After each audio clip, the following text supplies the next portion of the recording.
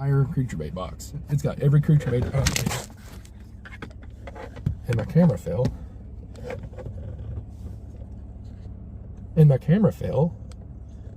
Because I was finger banging my damn steering wheel. Bed fishing. I got some do's and don'ts. I have a checklist I go through. You use these tips, you might catch you a big girl this spring. Bed fishing. One of my favorite times of the year. And if I told you how much I love bed fishing, you would call me a liar. Besides frog fishing, it's probably my favorite. But I have a checklist of things that I do before I go, that I know I'm going to go bed fishing, and that is scent. More baits. These are by far my favorite. I have three favorites, and I have one that's going to be a favorite, I'm sure, because I think it's going to get bit. And that one that I think is going to get bit and is going to be in my favorites is this cut-off gremlin. I cut the little, yeah, I showed y'all, but that's another story. One of my favorite flipping baits of all time, actually one of my favorite baits to put on a Texas rig, period, is none other than the Piranha Lewinsky. And you just can't beat these baits. I mean, they're like, what, 50 cents a piece for eight of them? 50 cents a piece for 8 baits. And this is by far my favorite color, and I'll show you why here in a second. This is called Nirvana. It is green pumpkin and black and blue. When I'm bedding, I want this up. If the water's murky, I want that up. But normally I keep the colored part down, regardless of what color it is, whether it's June bug, whatever, it doesn't matter. I always keep the natural part up, and then whenever I you know, give it a little action, it'll stand up like that.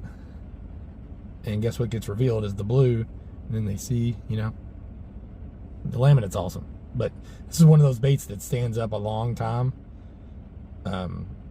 It goes down really, really slow whenever it's even though it's a thinner bait, but it still falls pretty slow. I'm telling y'all, for $3.99 for 8 baits, you cannot beat this. Absolutely not. Okay, moving right along. Moving right along is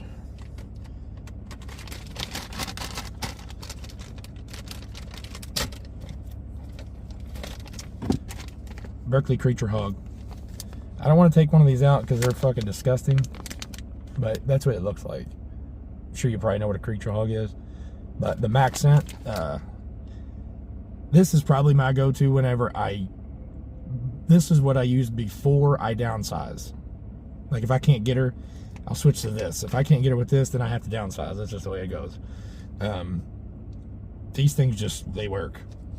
I don't know how else to explain it. They just work. The next one, I can actually get this out of the package because it's not disgusting, is a net bait dagger. These things are very, very underrated. They're very, very cheap. I can't remember how much this bag was, but it's a bag of 8, and it was around the $4 mark, so it's about, you know, 50 cents a piece. And you're going to see a pattern of mine. Green pumpkin and blue. Double-sided. I want the blue down. This is one of those baits. It's real wide. See, it's got the wide thing. It stands up long time before it starts to flatten. You jig it, it stands up, and it takes a long time for it to go down. But when it's standing up, I want him to see that blue. When it lays down, I want him to see that green. So it keeps flip-flopping. See? It'll keep flip-flopping on them, and they're like, what? And they'll fire on it. Those are probably my 3 baits, creature baits, that I use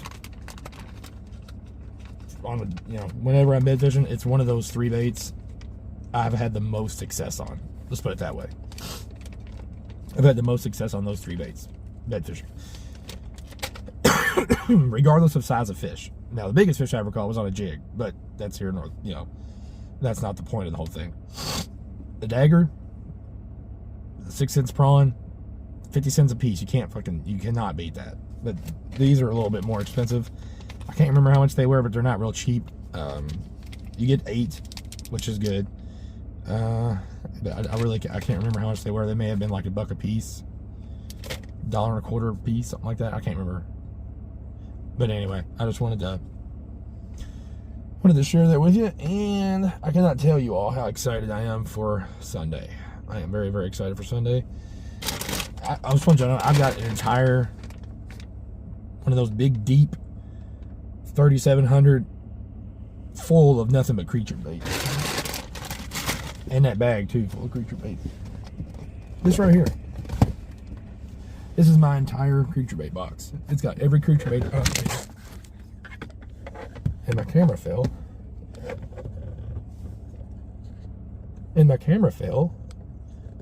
Because I was finger banging my damn steering wheel. I got everything in here. Oh, these are good ones too. Reaction Innovation, Sweet Beavers. They're fairly cheap. This is called Green Pumpkin Magic. It's a pretty badass color. Even though color really doesn't matter. It's not a two-tone color. But, you know. Junebug, Rage Crawls.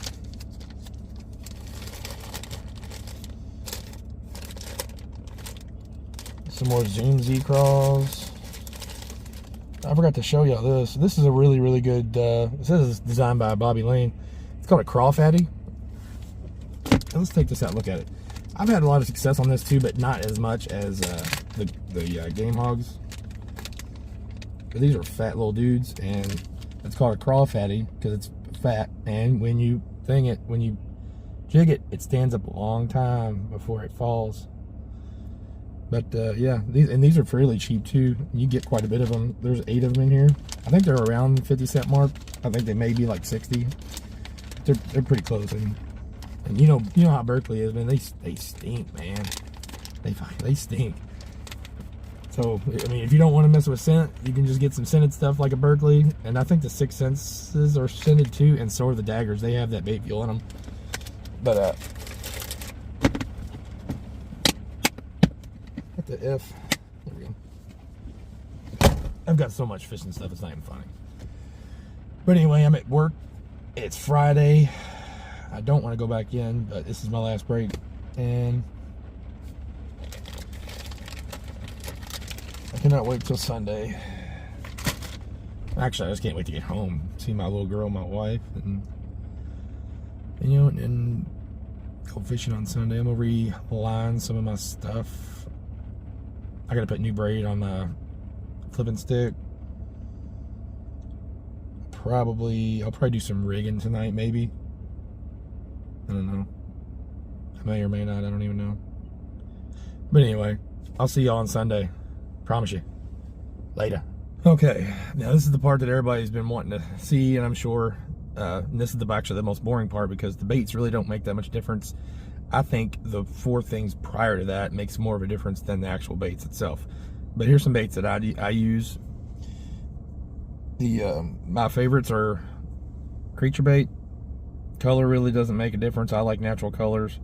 But the key to the baits is you want your appendages to be shorter. If you have long appendages like that, she's just gonna grab your appendages and walk and move it off the bed. But if you keep your appendages short and have that hook back here as far as you can get it, you got a better chance of hooking her. But a creature bait, this is a River Bug by Bass Pro Shop. I really like that. It's a smaller package. It catches. And then another one I like is a tube. And if you have to trim this down a little bit, you can. I wouldn't go too far. But if they're a little long, you can always trim them up a little bit. This is always a good bed fishing bait. And just to show you all, if Brian Latimer designed this bait, this is the Gremlin, if he didn't tell us about this little trick, if you cut this little sliver off, this part right here, the part that I'm stretching, alongside this little flap right here, you get this. It looks just like this. If you cut those off, and that, I'm gonna probably throw this, and I also cut it down a little bit on the top to make it even more compact. But I'm definitely gonna throw that bad boy. It's gonna be I think that's gonna get bit this year. I ain't gonna lie about it. But that's what I'm gonna be throwing. But if you follow those tips, it will help you catch potentially your PB this year. Excuse me. But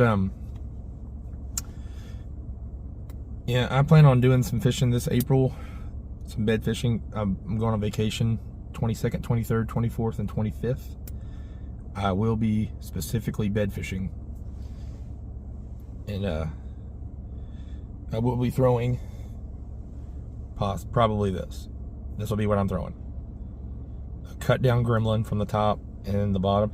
And if you're ever wondering, the easiest way I've found to cut these things is to pinch them like that. And here, let's just do it. Let's just do it. You pinch this part right here with a pair of Hemos, and then you pull it, and then you just cut. Here, let's do it. Why not?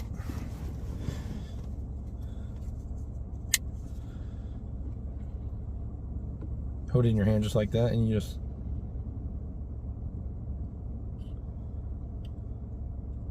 slash her down.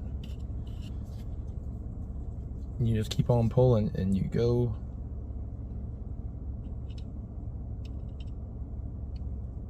This stuff is really, really tough. It's PPE. All right, we gotta get enough. But anyway, yeah. But that's what you're peeling off right there, is just that little sliver of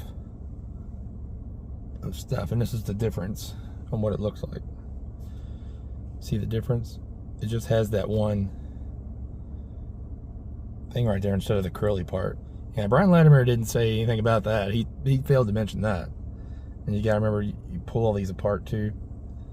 They come across, they come apart, and then this comes apart too. So you got your, yeah, of course I'm gonna cut this off too to make it look like the other side, but I'm just showing you in comparison what it looks like compared to being cut. So there you go. More baits. Jig. Can't go wrong. You absolutely cannot go wrong with a jig. I caught my PB on a jig, and you'll never believe what this trailer used to be. What did this trailer used to be? Yeah, it used to be a twin tail grub. I cut the flappers off, and I put this on the jig. I'm telling you, don't be afraid to modify your soft plastics to your liking, because I mean, that looks like that'll get bit, dude. That's gonna get bit. I'm just telling y'all. Now, when you're using a jig, you don't want to use a big, like, you don't want a real long trailer or skirt. You want, I'll end up trimming this up a little bit, but you want it to be really, really compact, because like I said earlier, you want your hook as close to that fish as possible, because she'll just nip it, and you want that hook to be right there. Another bait, I have never personally had any fish dumb enough to bite one of these, but a swim bait, I heard fishermen all the time saying they've caught fish on big swim baits. I've ran past a few, and they never even gave it an option. They were like, I don't know what that is, but I ain't eating that, and it looks fake enough to where it ain't gonna eat my babies, so I'm gonna let it pass. All right, now we're gonna go over how to catch her. And I know this is cliche, but I promise you this is the truth. Every fish is different. Every fish is different. So you're gonna have to use your, I guess, better judgment, your best judgment, to figure out what makes that fish tick. And there'll be a spot on her bed somewhere. It'll be about the size of a fucking a sausage patty, where she don't want anything right there. You need to find that spot. Once you find that spot, she'll be more aggressive, and you'll be able to tell, you know, where it's at. So you want to hit that spot every time. And they also, there's little techniques you can use when they nose down on it, or you hit that spot and she's coming toward it really, really slow. You hold your rod tip up and your line tight. You tap the bottom of your rod. What it does is it makes that weight, like if you've got a Texas rig, it makes that weight do this, and it puffs up the soot in their bed. It makes like a little puff cloud. That, in my opinion, has been the best technique that I've figured. I didn't figure that out. I saw somebody doing it, and I started using it, and then, you know, it worked, so I kept doing it. But I feel like, you know, there's many different things. Some fish, as soon as you put it in the bed, they'll grab it. Sometimes you have to mess with them. Like I said, my personal best, it took me a day and a half to get her. No, it wasn't a half. I fished for her all day. She bit the very last, where I had to go home.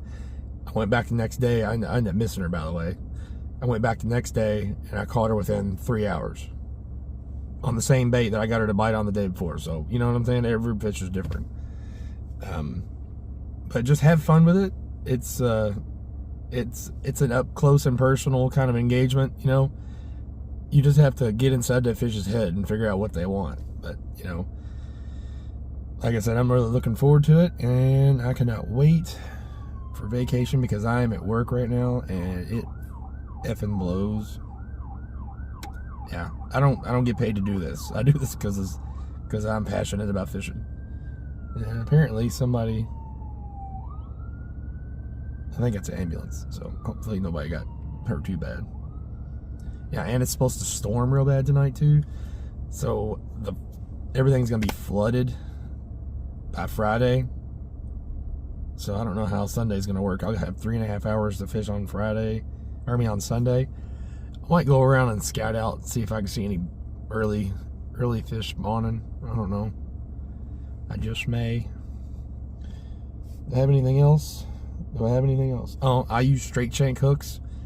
I don't particularly like the EWGs when I'm just barely, you know, throwing it, you know, less than 15 feet.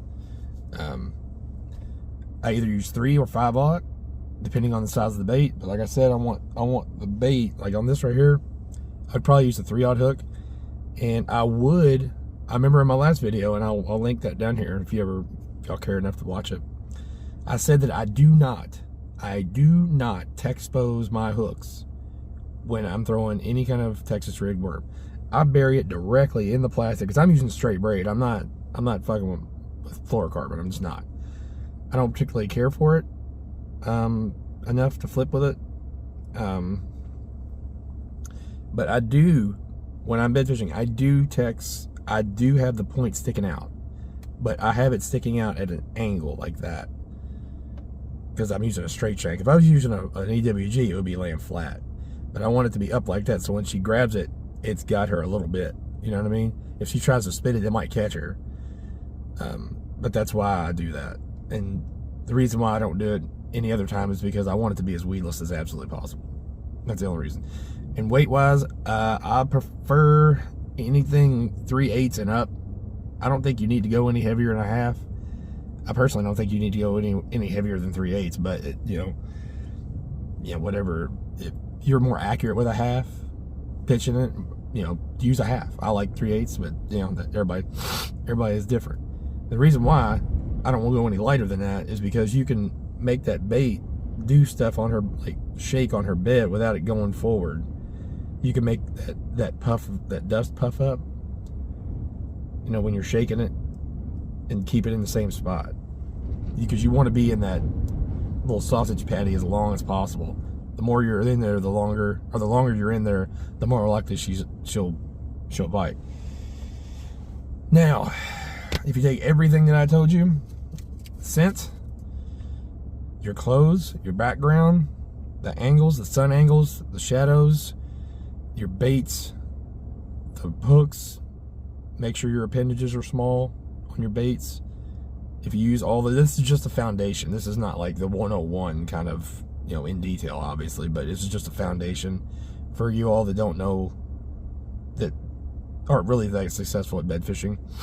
It'll give you a place to start, and then you can use that to, branch off to whatever you might want to do this way because it works better for you. Then I would suggest you do that. You know what I mean? Like I said, this is just a foundation, and If I sound like I have a Lego in my throat, I feel like I do, but I really don't.